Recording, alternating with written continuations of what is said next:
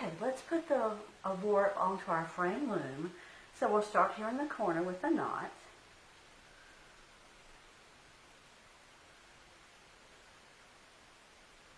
We're going to take our yarn through the middle of the frame, over the top, back down, around the bottom, back up. Each time we go through the middle of the frame, so those pieces will cross like an X. Keep going through the middle, over the top, through the middle, around the bottom. Keep going till you have as many warp threads or strings as you would like to have.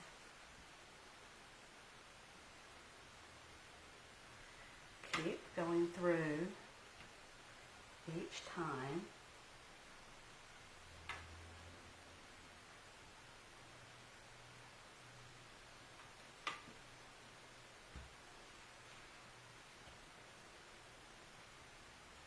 Alright, when you reach the bottom again and you think that you have as many threads as you'd like to have, remember each pass creates 2 threads. So we've got 2, 4, 6, 8, 10, 12.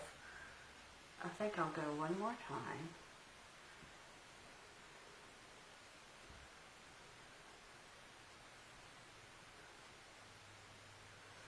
So 2, 4, 6, 8, 10, 12, 14 is a good number.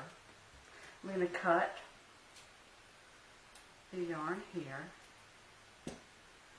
And then I want to tighten up these threads a little bit. So start back at the beginning and pull each one a little tighter.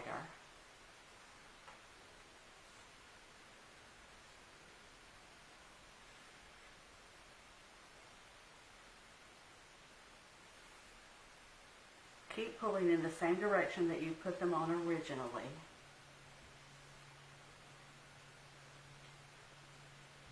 Until you feel like you have a pretty good tension across. And then tie that yarn again at the bottom.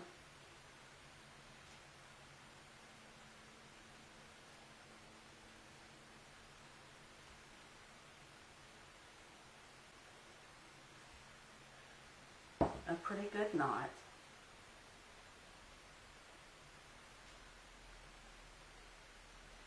Okay, now I don't know if you can see this on camera, but the strings cross in the middle to make an X. We're going to take a stick or dowel and we're going to go up through the middle of that so that we push that point where they cross up to the top. This flattens out our warp threads a little bit and evens up our spacing as well. Then you can take and slide them over so they seem a little more equally spaced. And that's it. That's the way to warp a frame loom.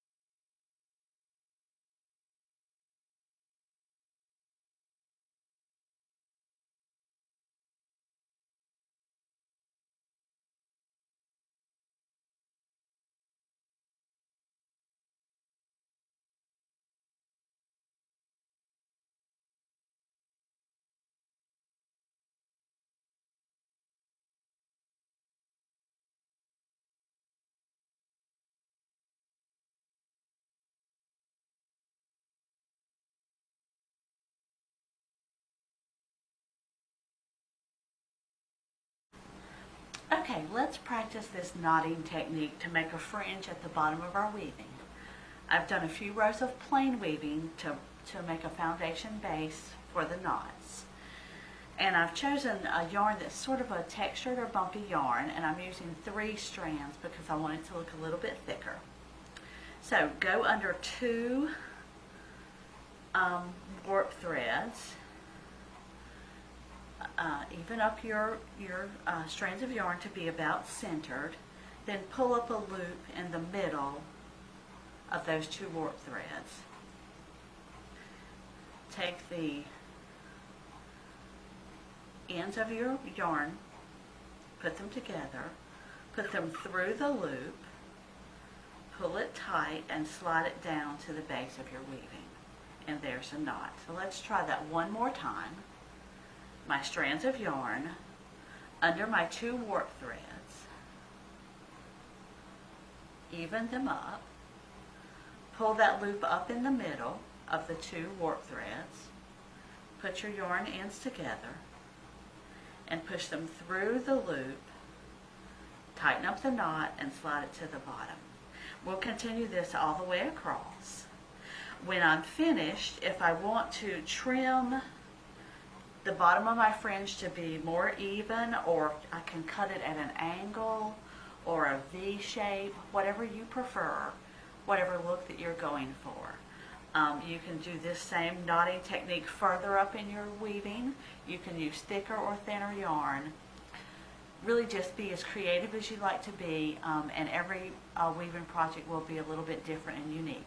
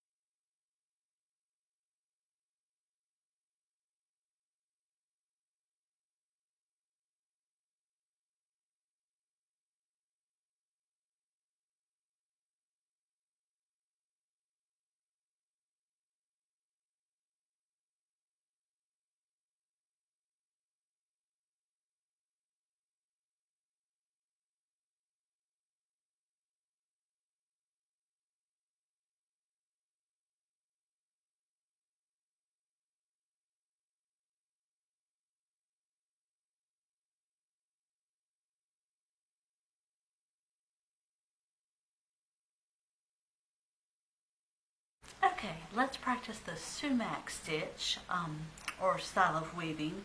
You can see that I did some plain weaving, but I made each row shorter to give a little bit of an arched shape. Now we're going to start our sumac, which sort of looks like a braid when we're finished. So I have a piece of yarn. This is a thicker type of yarn. I'm going to lay my yarn over the first 3 of my warp strings and then go back under the 3rd one of those and pull it through. Then I'll go over 3 more, counting the one that I'm on right now, 1, 2, 3, and then back under the first one.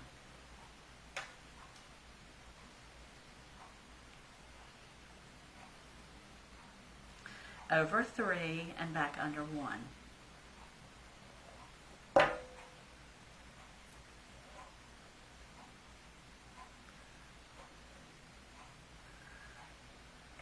Over 3 and under 1. I'm going to do this all the way across.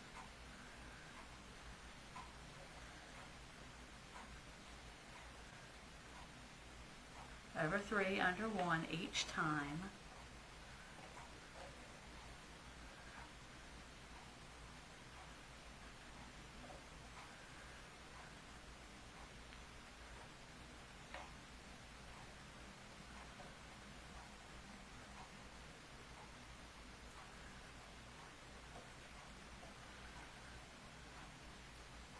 Pulling it a little bit snug each time, but not really tight.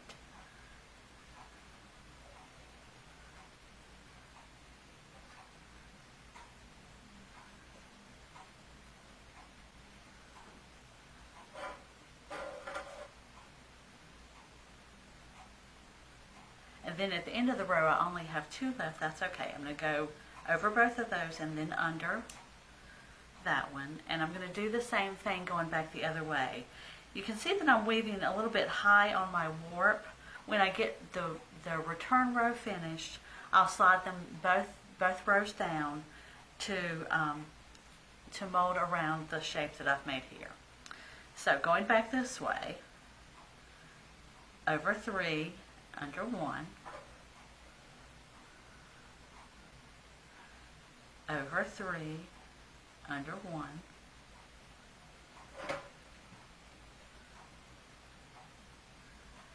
over 3 and under 1. Again, all the way across, snug but not too tight.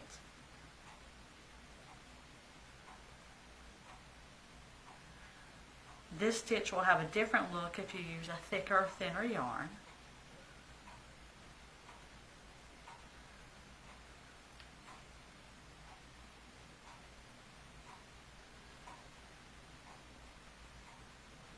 Keep going.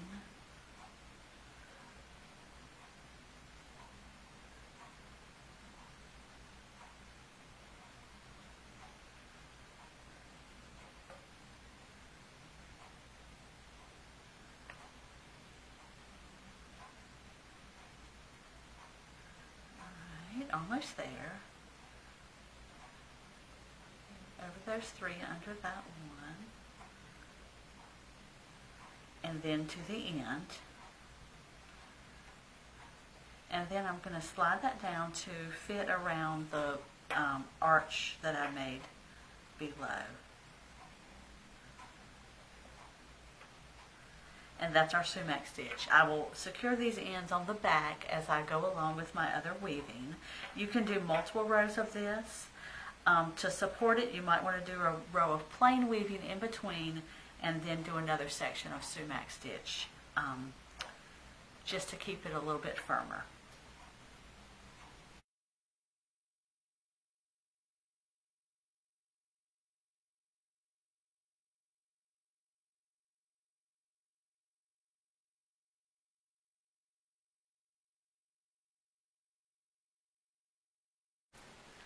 Okay, now we'll try the loop technique, which is going to add a lot of texture to the front of our weaving.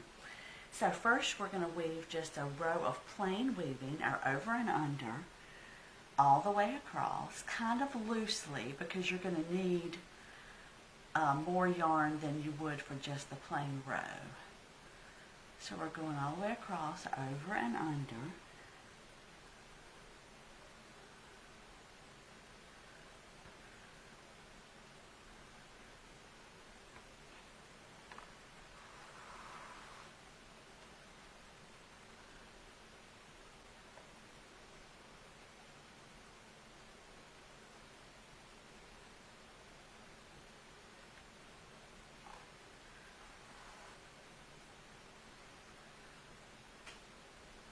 Okay, and I'm leaving more on the beginning side than I would normally because we'll use up some of that extra. Now you'll need a stick, a rod, a knitting needle, some kind of long rod that's wider than your weaving, and the size of it will determine how big your loops are. So a thicker rod makes bigger loops, a smaller rod makes narrower loops. So now you've got your row of regular weaving, you've got your rod. We're going to start over here and we're going to pick up a loop between every time we have an over stitch. We're going to pick that up and wrap it around our stick. So just pick it up, keep going, pick it up and keep going. You can see it's getting tight, so we're going to take some of that extra that we left over here to give a little more wiggle room. Keep picking up your loops.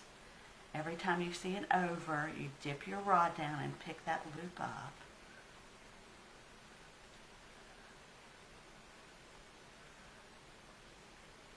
Pick it up and keep sliding it over.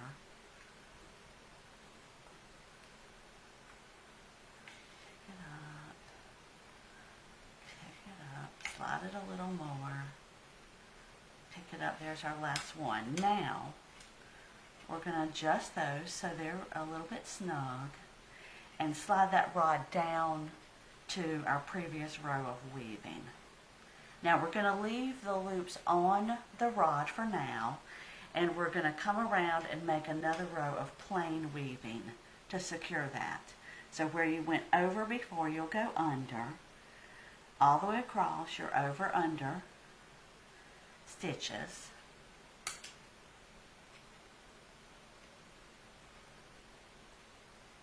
Pull your extra so you have plenty of room to work. Keep on with the over under. And slide that down to secure. At that point you can slide your rod out and there are your loops and you can tighten them up again. Now you can do several rows of loops the same way.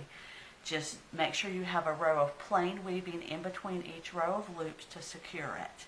And that gives a bubbly or pile texture to the front of your weaving.